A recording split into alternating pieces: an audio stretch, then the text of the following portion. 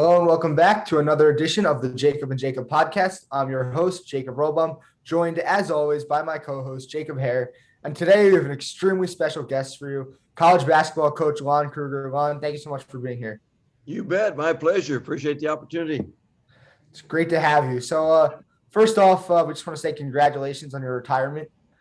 And our first question's got to be, how have you adjusted to being retired and no longer coaching?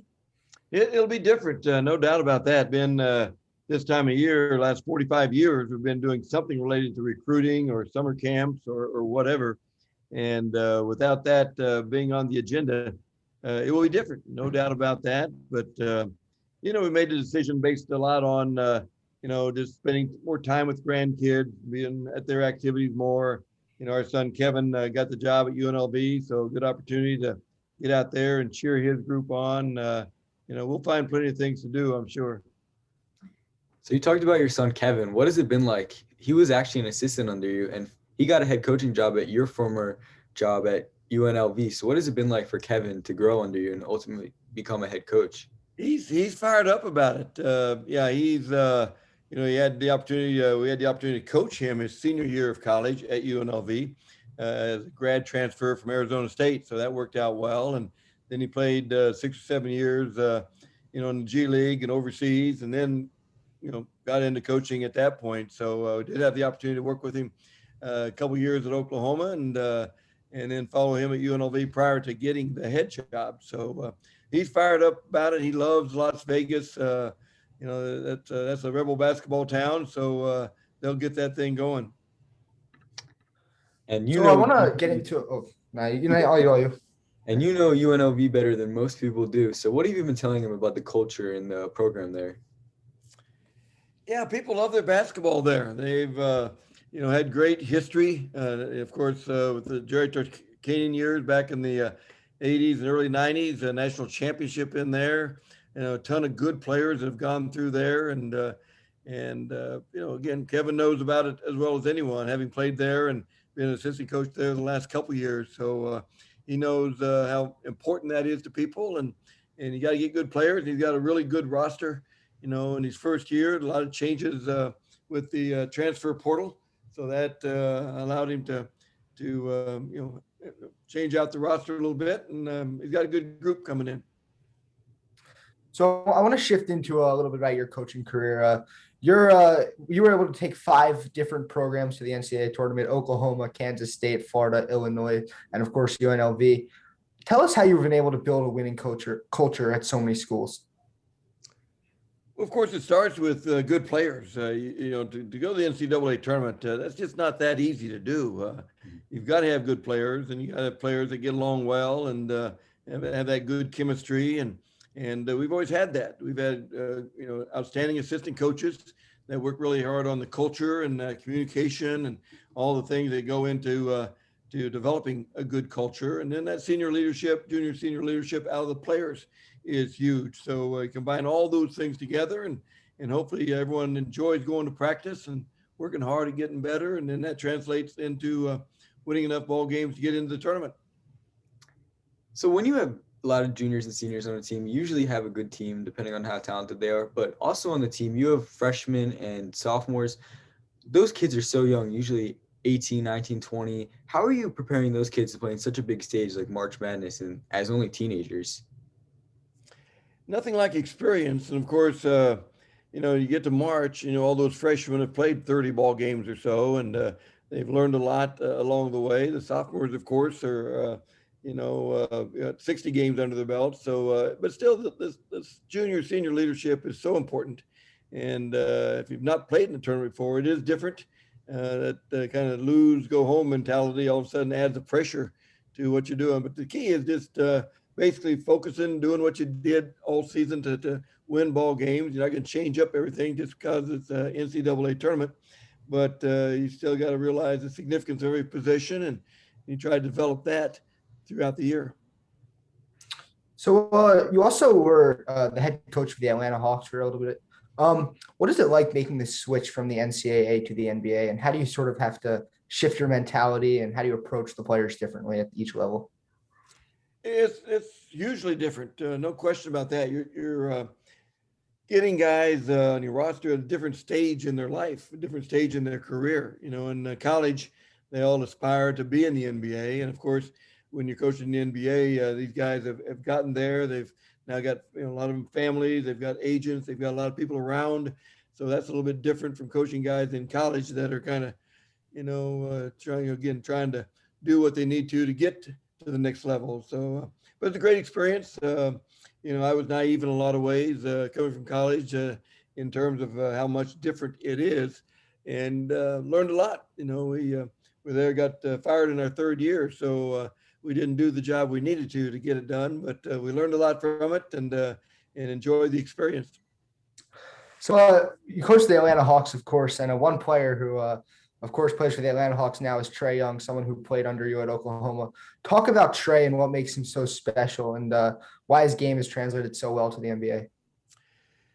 He's unbelievably skilled with the basketball and very fast with the basketball. He's got a great court vision, great imagination in terms of finding people. But when you combine the creativity, the imagination with the ability and skill to deliver, that's what Trae's got that not everyone has. Some people might have the imagination, some people might have the skill, but Trae combines all those things together to be not only a good scorer, but also a terrific passer and a guy that makes players around him better.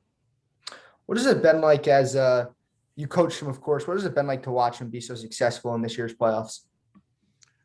He's been unbelievably great. People wondered about the transition from college to the pro game, and I think the pro game even fits Trae better because the floor is more open, it's more spread, and when he comes off those ball screens or gets down in the paint, he's awfully tough to keep the ball in front as a defender. So Trae's, I think that game fits him very well, and he seems to be handling the physicalness of it all, the contact of it all, extremely well. Now, for you as a coach, what was it like to get an opportunity to coach a player like Trae Young? Coming out of high school, Trae was a terrific player, but no one really thought he was going to be a one and done. Even he and his family talked about maybe 2 years, maybe 3 years. Those first 15 games as a freshman, he was doing things that no one in the history of college basketball had ever done in terms of scoring and assisting, and led the country in both, which had never been done either. So, he just was off the charts in every way, hugely effective, hugely successful, and pretty much going into Christmas break, everyone knew he was going to be a one-and-done guy.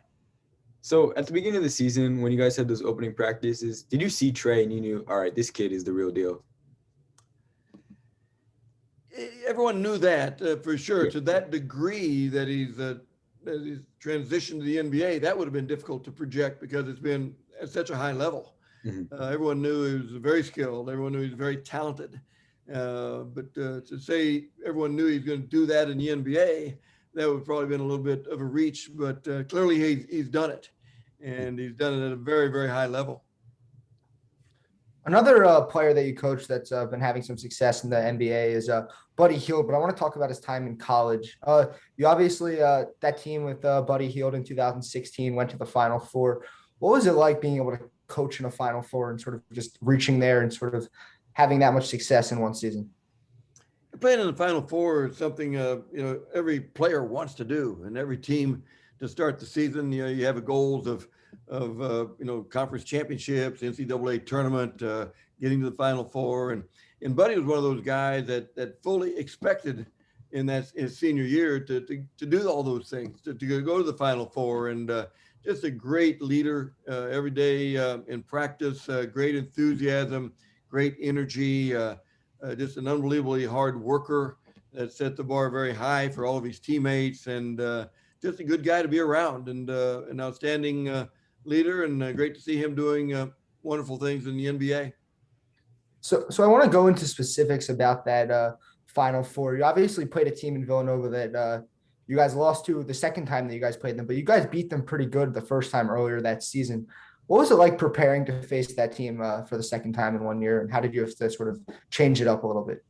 Yeah, well, they thumped us really good in the Final Four, so we knew how good they were. You know, we played very well. We played them in Hawaii in early December of that year and played very well. And, like you say, won fairly handily there. But through the year, you could see, Jay Wright does a terrific job. And you see how much better they had gotten. And it was a ball game that, it obviously got out of hand there late. But I think we'd cut it to 9 with, 10, 11 minutes going in the second half. And then, we just, went through a bad stretch. Villanova got really hot and, it didn't end well.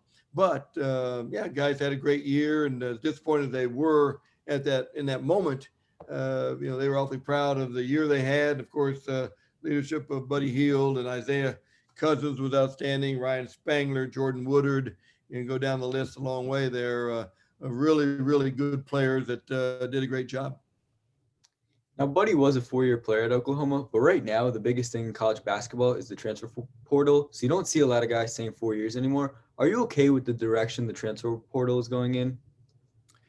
That's here to stay. I don't think there's any doubt about that. I don't know that it'll be, really great for everyone. It'll be, good for some people, but I think when you look back on it 3 or 4 years from now, you'll see that a lot of people make decisions to jump up and transfer when maybe the grass really wasn't greener somewhere else. And I think right now it's it's the in thing to do, be recruited all over again and, go somewhere else. And it doesn't, work out in the end for everyone like they envision it to, but it's here and you make adjustments, you move on. And I would imagine that the next, 3 or 4 years, 40%, maybe even 50% of the rosters in the country will turn over every year. And that's a huge change. And it's a different culture, if you will, from what you've had in past years. We've got guys for 3, 4, 5 years in a program. I mean, it's crazy nowadays. There's so many kids in the transfer portal. So it's basically like you're doing 2 recruiting sessions, one with the high school kids and one with the transfer portal kids. I mean, did that have any impact on your retirement, just the way that college basketball is changing? No, it really didn't. No, I mean, everyone knew it was going to be a big change, but not really. It was more of a case where, we had an assistant coach, Lou Hill, for us. He was a head coach at Rio Grande Valley, and he passed away back in, 3 or 4 months ago. And at that point, my wife and I started talking about, how we want to spend our time, and we're healthy, and we love traveling to see grandkids, and we've got four grandkids right now and 1 more on the way. So we just said, it's time to make a change. And when Kevin got the job at UNLV, that kind of cemented it and said, now we got, we can see grandkids and cheer Kevin on with the program there with the Rebels and, continue to promote whatever for the Sooners and everyone else. So we've been fortunate to be at a lot of good places with great people and still a fan, of course, alma mater's Kansas State. So always cheering for the Wildcats and other programs as well. So for your last few games as a head coach in college basketball, you were in the bubble in Indianapolis. Talk about that experience and what it was like to sort of just be there and how different it was from your typical NCAA tournament. Very unique and very different, no doubt about that. Really amazing how good of a job Indianapolis did in pulling that off. When you think about 68 teams right there, one place, all the organization required for practice times, for COVID testing, games, the limited crowds. I mean, all the things involved in and out of the hotels. And yeah, it was different, but it's just amazing job that the city of Indianapolis did and the committees in pulling off that tournament. Early in the season, did you guys think that you were going to have a tournament? Because there was a lot of questions about March Madness. Certainly a lot of questions about it. We were hopeful and, optimistic, given that we didn't have one the previous spring when COVID hit there in March the year before. So, that was really hurtful, for players especially and fans too, because that NCAA tournament's pretty special and that's what players aspire to do is play in the tournament, and fans, of course, love it. And to have that kind of pulled away, I think put even more significance on having the tournament this past spring. And people worked awfully hard, and the medical folks, professionals did a terrific job. And it was not always smooth because of different people testing positive at different times and contact tracing and guys missing games, but still to kind of persevere and get there and have the tournament was really, really pretty special. When you look at the two teams that played in the national championship, Baylor and Gonzaga, Baylor, of course, in your conference, you guys were supposed to play them twice this year. The second game was postponed. And then Gonzaga, you guys faced them in the second round of the tournament. What makes each team so special, and how hard is it to match up against them? Two really good teams, very talented, very well coached, great chemistry. I think that clearly the two best teams in the country going at it, and I think Baylor was a better team. I think in a 10 game series, I think Baylor would probably win 6 or 7 anyhow.